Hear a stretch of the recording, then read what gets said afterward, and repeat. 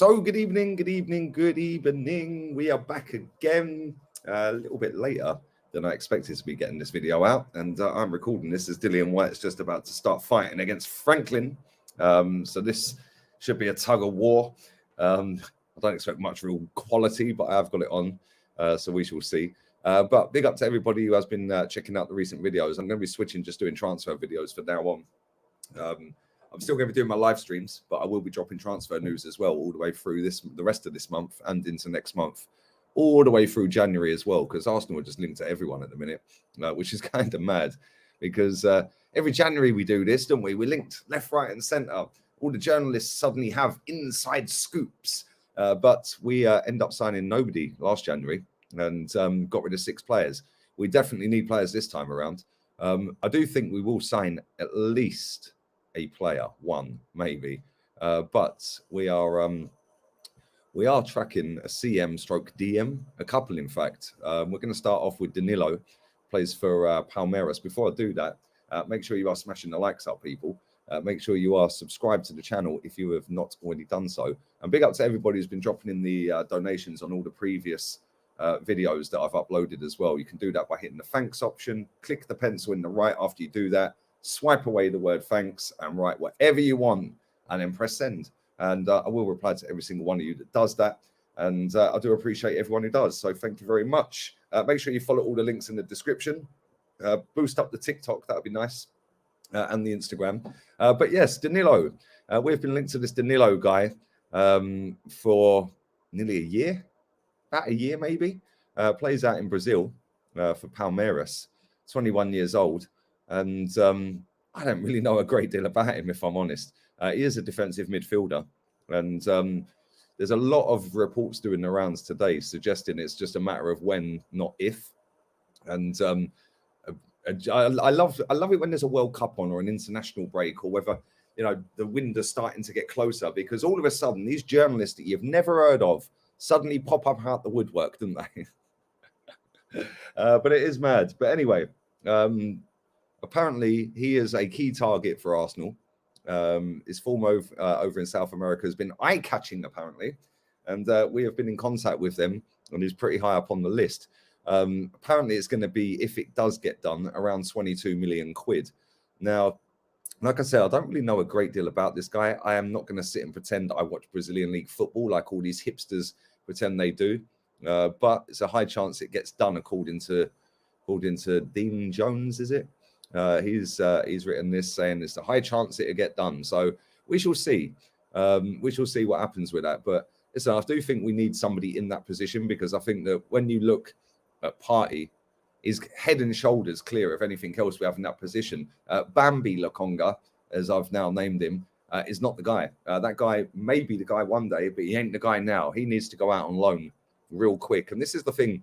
If you go back to look at his stats before he signed for Arsenal, his stats were amazing. Ball recoveries, pass accuracy, ball retention, tackles, all these recoveries and all of that. He was top in the Belgian league.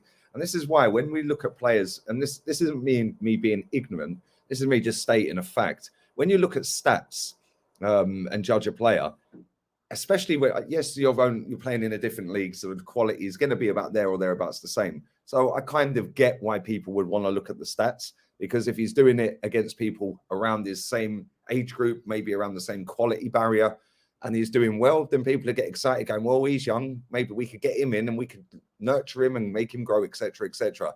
The only problem with doing that is it's a totally different level of pace, a totally different level of physicality, the intensity. Not only that, you're coming to a team that's going to be playing Thursday, Sunday. You're going to have FA Cup games in there in January. We're going to have 5 games in January, I think, plus the 2 in December. That's without the 2 warm-up games, the friendly games that we've got in December planned against, I think, Lyon and Milan. So when you come into this league, it is a totally different ball game. And like I said, I'm not trying to be ignorant, because I don't think it is the best league. Technically, it's fucking useless. There's hardly any good technical players in this league. It's just pace and power these days. When I look at some of the other leagues, yeah, miles better technically. But we shall see what happens. Listen, if anyone's from Brazil and does watch this guy, leave the comments and I'll have a look at them, because I do think we need somebody there. Sambi Lokonga's not the guy at the minute, but this guy is about the same age. He is 21, this Danilo. He's going to come from the Brazilian league. Like I said, does anyone watch it apart from Brazilians? Probably not, if we're being honest. But is he going to come in and be a decent, adequate backup if it happens to Thomas Partey? I'm not convinced. I can't lie. But again, I haven't seen him play, so who knows? You tell me. You let me know. This is a player that super fans and top gooners around the world have made out that they've known forever, and they've been tracking planes, trains, and automobiles. They know everything about him. They know who his girlfriend is, his mum, his dad, his sister.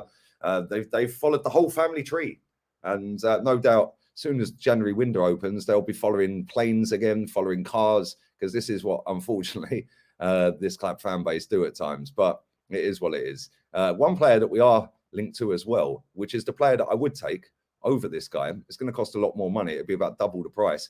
Is Moises Caicedo, the Ecuadorian midfielder who plays for Brighton. He's having a wonderful season at Brighton. He's also having a wonderful couple of appearances in Ecuador's campaign in the World Cup. That is a player that I would take in a heartbeat. I've seen enough of that guy in the Premier League. I've watched pretty much every Brighton game this season. Being lucky enough to have the Zone, which I'm watching the boxing on for free, by the way. Ain't got to pay for this over here. And having the luxury of having the Zone España, you can go and watch all of the games back, full 90 minutes. So yeah, what I do during the week is I sit there and unless it's a 0-0 or I know it's been a drab game, then I won't bother. But I have watched quite a lot of Brighton. And against Manchester City, I watched that game while it was live. He was unbelievable in that game. The way he was bossing Man City's midfield with flicks over their heads, over Rodri's head. I think he nuts De Bruyne at one point in that game. I think it was that game. But he's been exceptional. And what I like about him, and I can obviously speak a lot more on him because I've watched him, is the fact that he's the same age, number one, as Danilo. But not only that, he looks like he's already 5 years above his age. Yeah, he's stepped into the Premier League like duck to water. Now, that's not saying Danilo can't do that. But I will say this right now.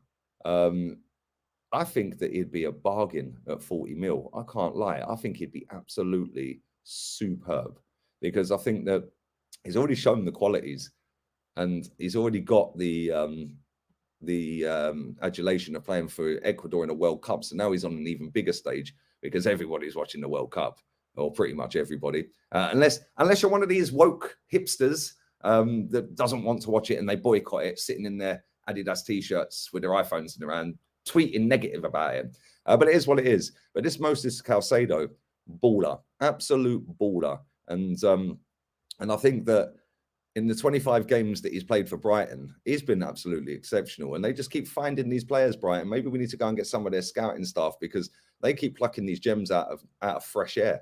Like literally out of fresh air. And yeah, I think it'd be an absolute steal. I can't lie. And he can play DM, obviously, as we know, but he can play in CM, which is kind of the same. Depends what formation you put up in it. You know, he can play in a one-man DM or he can play in a double pivot. So yeah, I'd take him. I think he'd be a good backup to Thomas Partey. You know, I think he'd also get a lot of games as well. Again, he came from the Belgium league, I think. I think he came from the Belgium league. He did. So there we go. His level's clear of Sambi Lokonga. His level's clear of Mohamed El Neni. And I think that when you look at what that guy can bring to our team with the amount of games that we have over the course of a season, the fact that we're top of the table, all of a sudden, top of the table, we're now an interest for footballers that are looking, thinking, oh, well, this could be a stepping stone onto a big club. Well, we are a big club, number one. Number two, we are top of the table. Let's not forget that. And I do think when we come back to Premier League football, I think that we will still be top when that January window opens. We do have to play Brighton on New Year's Eve, funny enough. So that'll be interesting to see how he gets on in that game if he's fit and available against us. Because, like I said, he's been absolutely brilliant. I'd say he's been one of the best players of the season so far. I can't lie. 40-odd million quid, I think it's an absolute steal. Go and buy him. And Thomas Partey, we can rotate. You know, we can manage his fitness levels a little bit different because he can't stay fit for more than 5-6 games, Thomas Partey. So why not go and get an adequate backup in that area? Somebody that's good on the ball, comfortable, very good without the ball, covers ground, reads the game well, passes is pretty decent. So yeah, I think his tackling is exceptional. Cool as a cucumber on the ball, doesn't really get flustered. So I think that should be somebody we're looking at. And not only that, let's not forget Thomas Partey has just turned 29. So, you know, he's not going to go on forever. He's not had a great record with injuries. I think that's somebody we should be going and buying. And listen, Thomas Partey is a good player, a really good player, and I like him. But he's only ever missed 7 games before he joined Arsenal. And since he's been at Arsenal, he's just been out constantly. He got a hamstring injury, kept him out. Sorry, that was at Atleti. Muscle injury kept him out for 4 games. Then he had a hip injury, kept him out for 11 games. Then he came back from that, and a month later he had a hamstring that kept him out for 4 games. Then he come back from that, and then he had an ankle injury, kept him out for 4. Then he come back from that, and then got a knock, and that kept him out for 10 games. A knock? What's a knock? Why don't they actually tell you the thing? I'll tell you the problem. Then he come back from that and had a thigh problem. That kept him out for 5 games. So he's missed what? 19, 23, 34. He's missed 38 games. Wow. He's actually missed a whole season since he's been here. That is insane. That is actually insane. Then he's had another one in September. Again, a knock. It doesn't say how many games that he's missed on that. I don't think he missed any, to be honest. Pretty sure maybe it was only 1. But he's missed a whole league season, 38 games with his injuries. So I think we should be going and signing somebody like Caicedo, sorry. I think that's a bargain. 40 million quid. Let me know what you think. Let me know whether you'd go and get Danilo as well, or whether you'd go one or the other. I think if Arsenal want to be serious about going for titles, you've got to be looking at the best young players. And Edu said that he wants to do that. Arteta wants to do that. The club have gone down this project youth. Yes, whilst they're both the same age, I think one of them's already taken to Premier League football like that. And wouldn't be a million miles away to move either, by the way, because Brighton's not that far from London. So I think I'd go for him if I'm honest, but I'd love to know what you guys think. Leave your thoughts and comments down below. If you want to drop a donation and hit the thanks option, you can do that. You can delete the word thanks with a pencil in the right-hand corner of that. Right, whatever you like, I will reply. Subscribe to the channel, share the content, and adios amigos.